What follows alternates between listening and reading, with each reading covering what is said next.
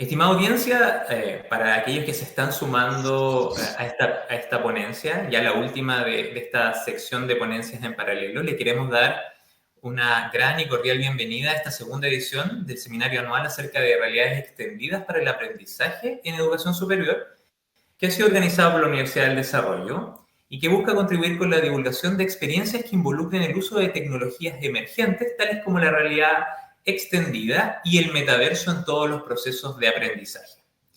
Ahora vamos a ver la contribución de Cristóbal Castro, quien es psicólogo de la Universidad del Desarrollo y magíster en psicología con mención en educación de la Universidad de Concepción. Cristóbal se desempeña como docente y coordinador académico docente en la carrera de psicología en la Universidad del Desarrollo. La estructura de esta presentación involucra a Cristóbal presentando durante 20 minutos y posterior a este tiempo vamos a tener 5 minutos de preguntas y respuestas, para lo cual les pedimos que puedan traspasar todas las consultas que tengan sobre la presentación de Cristóbal directamente en el chat que está habilitado al lado derecho de esta ponencia. Hacia el final le pasaremos o le traspasaremos todas estas preguntas a Cristóbal. ¿Ok? Sin más preámbulos, les dejo la palabra a Cristóbal. Mucho éxito, Cristóbal. Muchas gracias, Pablo, por la presentación y bienvenidos y bienvenidas a todos quienes nos están escuchando en este momento y se tomaron el tiempo de estar con nosotros en esta tarde. Como les comentaba Pablo, mi nombre es Cristóbal, psicólogo, coordinador docente de la Facultad de Psicología acá en Conce, y vengo el día de hoy a conversar con ustedes respecto a un par de innovaciones que se hicieron a nivel pedagógico en dos asignaturas de la carrera de psicología en pregrado. Voy a estructurar, planifiqué esta presentación para hacerlo de la manera más sintética y simple posible. Voy a estructurar los próximos 15, 20 minutos de tal manera en que voy a partir el primer tercio de esta presentación explicando las razones por las cuales se hicieron estas innovaciones y cómo se planificaron, la segunda parte explicando cómo se ejecutaron estas innovaciones y la tercera parte explicando cuáles fueron los principales resultados y qué desafíos tenemos de aquí en adelante para con estas innovaciones y algunas semejantes. No quiero extenderme mucho y quiero dejar el tiempo extra para compartir con quienes nos estén escuchando, porque primero obviamente me encantaría resolver las dudas que surjan a partir de esto, pero también me encantaría saber su opinión respecto a las innovaciones que les voy a mostrar. Probablemente ustedes ya lo han escuchado durante este seminario y en seminarios semejantes que también abordan tecnología, pero la mayoría de las innovaciones que se hacen en realidad aumentada, con realidad virtual, son innovaciones que o llevan poco tiempo implementándose o son innovaciones que que llevan poco tiempo sistematizadas o son innovaciones que se están implementando en modo piloto y por lo tanto la opinión que ustedes puedan tener, la crítica constructiva que puedan tener, los comentarios que puedan tener respecto a las innovaciones que les voy a comentar, también nos va a servir para enriquecer los procesos que se van a repetir probablemente con innovaciones semejantes a estas durante los próximos años. Dicho eso, por favor, comencemos. Miren, primero, y como se los comentaba al principio, el primer tercio, explicarles cuál es el origen, cuál es la razón de estas innovaciones. A nivel fundamental y básico, comentarles que dentro del proyecto educativo UDD Futuro y uno de sus pilares, que es tecnología digital, siempre es, desde la lógica del proyecto, intención de la malla y de las asignaturas de pregrado, incluir tecnologías para enriquecer el proceso de formación de sus distintos profesionales.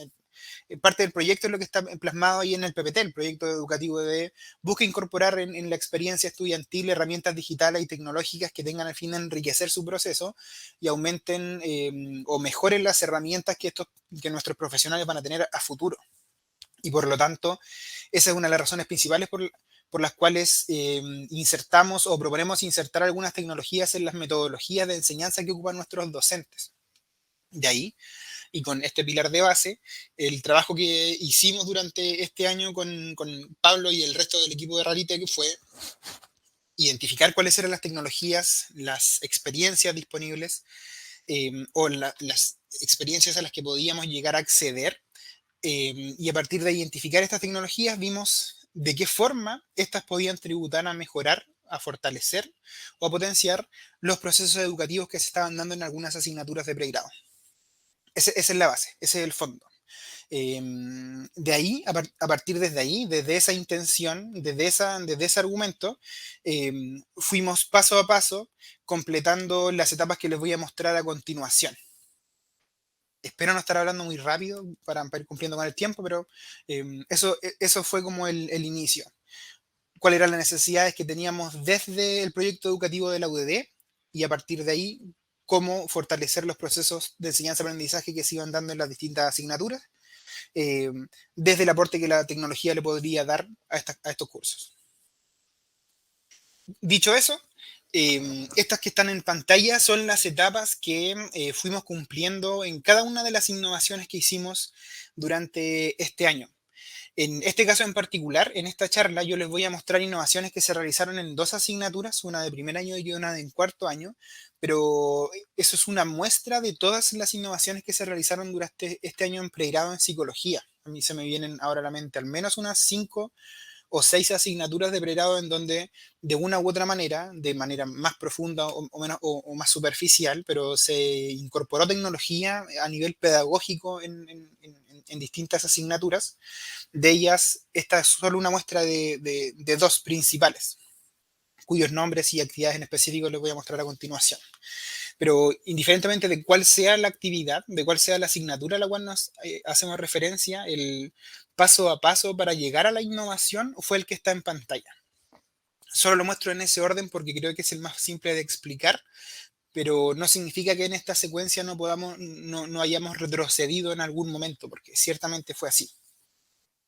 Y lo muestro en esta secuencia porque asumo que alguno de ustedes que está escuchando esta ponencia quizás tiene el interés de incorporar alguna tecnología a nivel pedagógico en alguna asignatura, y creo que este esquema y este paso a paso es una buena columna vertebral para identificar necesidades, diseñar propuestas de experiencias, ejecutarlas y posteriormente evaluarlas, como lo verán.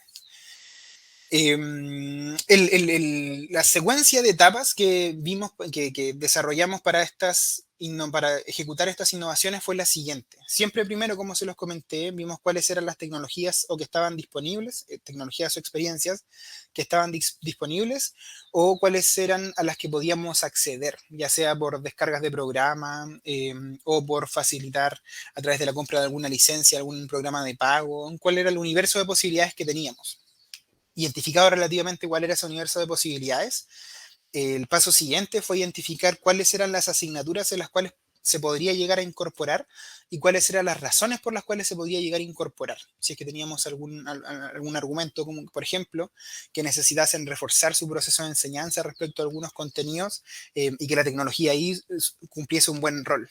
Solo para concretarlo, vamos a ver que más adelante en un par de láminas que una de esas asignaturas fue bases neurológicas del comportamiento, que de ahí viene el nombre de esta ponencia, que es una asignatura del área de las neurociencias, que es una asignatura de primer año de psicología. Y hay una de las principales dificultades que siempre tenemos con nuestros estudiantes, que es muy biológica, y para un estudiante que entra a psicología en primer año, uno de los contenidos que más le cuesta es el área biológica. Porque si tú no tienes una buena base en biología, es mucho más difícil generar este andamiaje con los conocimientos que son un poco más específicos que se dan en primer año de la asignatura. Por lo tanto, en esta segunda etapa de identificar las asignaturas posibles, una de las cosas que pensamos fue, ok, base neurológica del comportamiento es una asignatura que tiene ciertas necesidades año a año que son relativamente semejantes por la dificultad que presenta para los estudiantes con una base más débil en estos contenidos. Una posibilidad es incorporar tecnología en esta asignatura o en alguna parte de esta asignatura para reforzar algún tipo de contenido que sea central. Ese sería un buen ejemplo de cómo identificamos las asignaturas en la segunda etapa. Después de eso, y una vez que teníamos las asignaturas identificadas, hacíamos un análisis un poco más profundo y identificábamos cuáles eran los resultados de aprendizaje de la asignatura a los cuales podíamos tributar. Ya sabemos de qué se trata la asignatura en general, fuimos a los programas, revisamos los resultados de aprendizaje y a partir de ello dijimos, ok, en este podemos impactar de forma positiva, este podemos colaborar o beneficiar en la obtención o el éxito de lograr ese resultado de aprendizaje. A partir de eso, posteriormente nos reunimos con los profesores, le mostrábamos esta propuesta inicial y le preguntábamos al docente o a la docente si quería participar con nosotros. Aquí es donde digo que esta lista que parece secuencial por cómo la plasmé, por cómo la estoy mostrando, no necesariamente debe ser secuencial, o no se puede volver sobre nuestros pasos, porque si solo fuese cumplir etapa a etapa y llegar al punto 4 y mostrárselo a los profesores, eh, parecería una innovación impuesta, una innovación que nosotros teníamos preparada y que el docente simplemente tenía que aceptar o rechazar, pero no fue así. Yo desde la psicología educacional y ciertamente todos los que colaboramos acá, entendemos cuál es la importancia de que el profesor le haga sentido las innovaciones que se hacen dentro de su propia clase. Y por lo tanto, más que cualquier imposición que nosotros pudiésemos hacer, o yo desde mi cargo de coordinación, lo que hacía era llegar con una propuesta inicial con el docente para poder avanzar en la conversación durante la reunión, y si el docente aceptaba el trabajo con innovación en colaboración con Realitech, o incluso si el docente le parecía interesante el trabajo con tecnología, pero no aceptaba la propuesta que nosotros estábamos, que yo le estaba mostrando, por ejemplo, en alguna reunión, eh, volvíamos volvíamos todos los pasos atrás necesarios para que la propuesta le hiciera sentido al docente y pudiese ser ejecutada durante el semestre. Es decir, si había que cambiar no la asignatura, porque el docente hacía la asignatura, pero si había que cambiar la tecnología o la experiencia que se iba a utilizar, si había que cambiar el resultado de aprendizaje al cual se iba a tributar, eso era flexible. Estábamos dispuestos a hacerlo, siempre y cuando cumpliera con los estándares básicos que necesitábamos de la innovación, y siempre y cuando al docente o a la docente le hiciera sentido incorporarlo durante su clase. Y por ahí viene el quinto punto, que sería el ajustar la propuesta en trabajo colaborativo con el docente. Todas las experiencias, como les comenté, incluidas las dos que les voy a mostrar ahora, pasaron por todas estas etapas. Bien en concreto, por tiempo, comentarles cuáles fueron las asignaturas en las que nosotros trabajamos durante este año. Fueron muchas más, pero las que les voy a mostrar hoy son: una, bases neurológicas del comportamiento, que es una asignatura de primer año del área de la neurociencia. Y la otra fue de ahí en contextos educativos. Si se cuentan, van a ir en paralelo como dos columnas vertebrales en las láminas. Y desde ahí en contextos educativos es una asignatura de cuarto año. Solo para contextualizar de manera bien general, en base neurológica del comportamiento, el objetivo es como introducir a los estudiantes en contenidos básicos del área de la neurociencia, que después se complementen con asignaturas posteriores en la malla. El objetivo de ahí en contextos educativos es lograr que los estudiantes puedan generar procesos de diagnóstico y de intervención en distintos contextos educativos, obviamente, y que esas intervenciones puedan pasar de la propuesta a la aplicación. Esos son sus objetivos generales. Y de ahí, de cada uno de estos, luego de conversar con los docentes y que los docentes aceptaran trabajar con estas innovaciones, los resultados de aprendizaje a los cuales llegamos o con los cuales nos quedamos para tributar a ellos fue: de bases neurológicas, el describir los principios anatómicos del cerebro humano, distinguiendo su funcionamiento y las condiciones de especificidad. Y desde ahí en contextos educativos, el planificar una asesoría psicoeducativa destinada a instituciones educacionales que requieran mejorar sus resultados. El cómo llegan nuestras actividades a fortalecer esos resultados de aprendizaje, se los voy a explicar cuando les describa de manera concreta cuál fue la actividad que realizamos en cada uno de los dos. Solo comentar hasta ahora que la cantidad de estudiantes con los cuales trabajamos en base neurológica fue 120, en DDI fue de 100 estudiantes, y los docentes, uno en base neurológica, que fue la docente que trabajó con todas las secciones durante el primer semestre de este año, y en DDI 3 docentes que trabajaban con todas las secciones. De ahí el proceso de planificación en ambos casos fue el mismo. Primero, y una vez identificado cuál era la asignatura y cuál era el resultado de aprendizaje, propusimos una actividad junto con el docente, la ajustamos a medida que fue pertinente. Después de eso, elaboramos las pautas y rúbricas asociadas al trabajo que los estudiantes iban a tener que realizar una vez trabajaran con la tecnología que nosotros estábamos poniendo a disposición. Después de eso, establecimos los plazos, y con eso me refiero no solo a la cantidad de tiempo que iba a tardar el desarrollar la innovación, sino además en qué momento del semestre se iba a realizar. Esa es una buena razón por la cual estas innovaciones tienen que quedar propuestas y relativamente delimitadas antes de que el semestre comience, porque puede ser pertinente que la innovación se realice al principio del semestre, como puede ser perfectamente pertinente que se realice en, no sé, abril o mayo del primer semestre, y por lo tanto hay que lograr identificar si es que se cuenta con todos los recursos disponibles, si es que están, por ejemplo, los horarios en el laboratorio. etcétera. Por eso es importante establecer plazos con mucho tiempo antes de que comience el semestre. Y por último, ya teniendo la propuesta de plazos, coordinamos con Realitec cuáles eran las fechas en las cuales los estudiantes ya definitivamente iban a poder ingresar al laboratorio y trabajar con las tecnologías. Eso respecto a la planificación y en la ejecución, siempre en ambas asignaturas hubo una clase previa en la cual se expusieron contenidos asociados a la actividad. Se las voy a comentar a continuación en la siguiente lámina cuáles son esas actividades. Después, la explicación de la actividad y la entrega del instructivo en base a esta pauta y rúbrica elaborada. Después, la visita al laboratorio para realizar la actividad.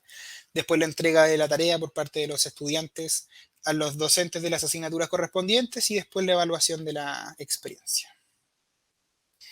Les cuento de qué van estas actividades para que podamos comprender qué se hizo definitivamente.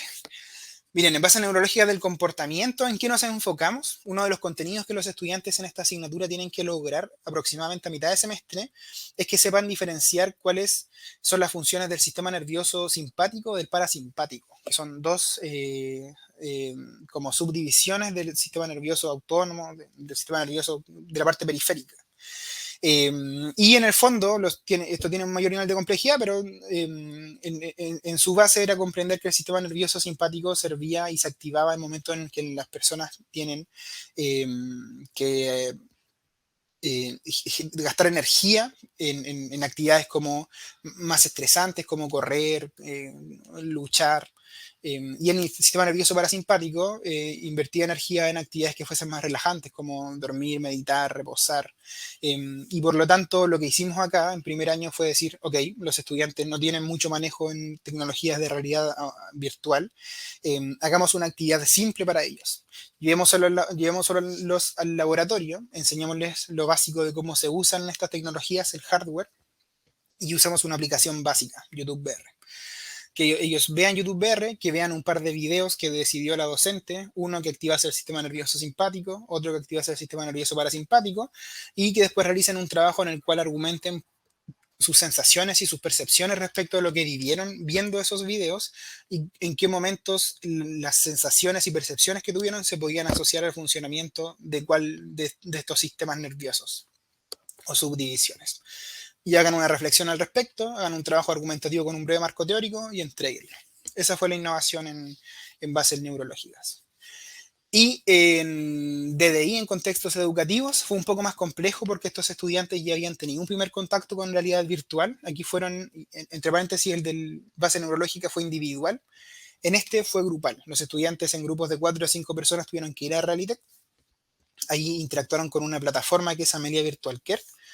En palabras muy simples, esta plataforma es una plataforma que ofrece tipo Netflix, podríamos decir, que ofrece un set de experiencias que podrían ocupar los terapeutas para complementar su trabajo en clínica. Por ejemplo, si yo tengo un paciente que necesita desarrollar habilidades sociales o competencias comunicativas, Amelia Virtual Care me ofrece videos en realidad virtual en las que yo podría exponer a mi cliente o a mi paciente en experiencias sociales, como pudiese ser charlar en un bar o hacer una exposición en vivo. Y a partir de eso, desensibilizando y trabajando las sensaciones, emociones que genere, ir progresando en la terapia. De eso se trata básicamente esta plataforma. Y lo que nosotros hicimos con esta plataforma fue decirle a nuestros estudiantes, ok, vayan, revisen la plataforma en el rol de terapeuta y también en el rol de paciente y reflexionen respecto a los potenciales que tiene esta plataforma. Serviría para trabajar desde la lógica que nosotros les enseñamos de lo que hace un psicólogo, fortalezas, debilidades, y después de eso elaboren una propuesta. Cómo esto podría tributar a un proceso de aprendizaje en un contexto educativo. Y de eso 2 minutos, Cristóbal. Gracias. Y de eso se trató la actividad de cuarto año. Que es básicamente lo que plasmé en esta lámina, pero de forma más concreta. ¿Cuál fue la instrucción? En bases neurológicas, identifiquen sus experiencias, sus percepciones y asocienlas con las funciones del sistema nervioso simpático parasimpático. En el de DDI, diseñen una propuesta de intervención en base a lo que perciban de esta plataforma nueva. Ahí hay imágenes de los estudiantes en base neurológica del comportamiento y de los estudiantes ahí en DDI en contextos educativos. Para cerrar, resultados en base neurológica del comportamiento nos fue bastante bien. De ahí creo que los tres más importantes acá son: 99% de los estudiantes considera que la experiencia contribuyó a comprender mejor el contenido, el 85% de los estudiantes se sintió inmerso en la experiencia de realidad virtual, y el 100% de los estudiantes recomendaría esta experiencia como a otras personas. En DDI no quise poner resultados porque DDI es una asignatura que está cerrando actualmente y teníamos aproximadamente como el 10% de los estudiantes que ya habían completado la encuesta, y me parecía un poco oportunista, porque el resultado hasta ahora está súper bien, pero me parecía un poco oportunista mostrar porcentaje ahora con con tan poca muestra. Entonces los dejé ahí pausados.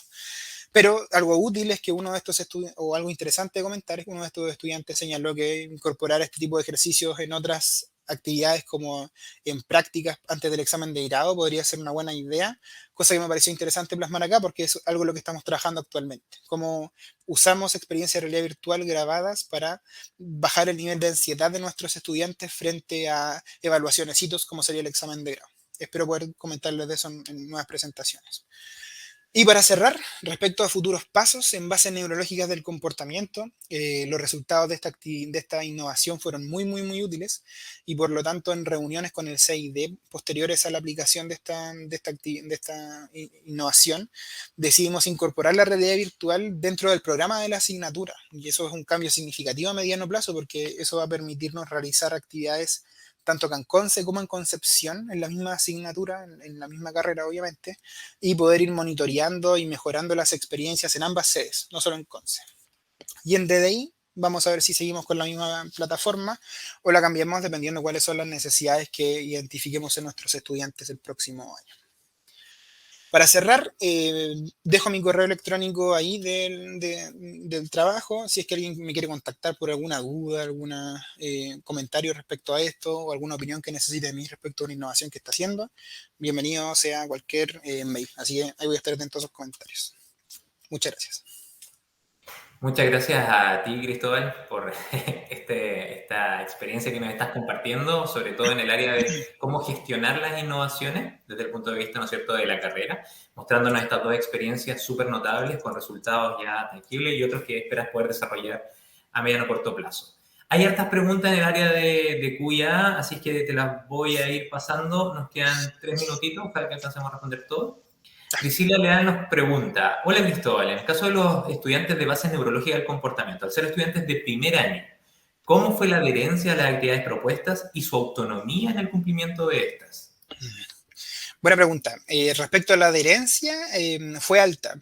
Yo creo que principalmente porque entrar a un laboratorio con realidad virtual era una actividad interesante para ellos, innovadora, y que les generaba genuina intriga, ya que normalmente en otros contextos no tenían acceso a realidad virtual. Y por lo tanto, la adherencia a participar de ella muy alta.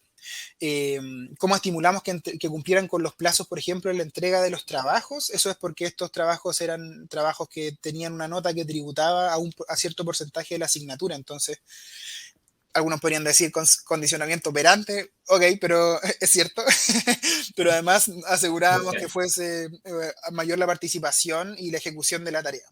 Estuvo dentro de la lógica de las actividades evaluadas de la asignatura. Súper. Diana Muñoz nos pregunta, Cristóbal, como carrera, ¿cuáles son los intereses a la hora de fomentar en sus docentes el uso de las tecnologías inmersivas? ¿Qué réditos les da?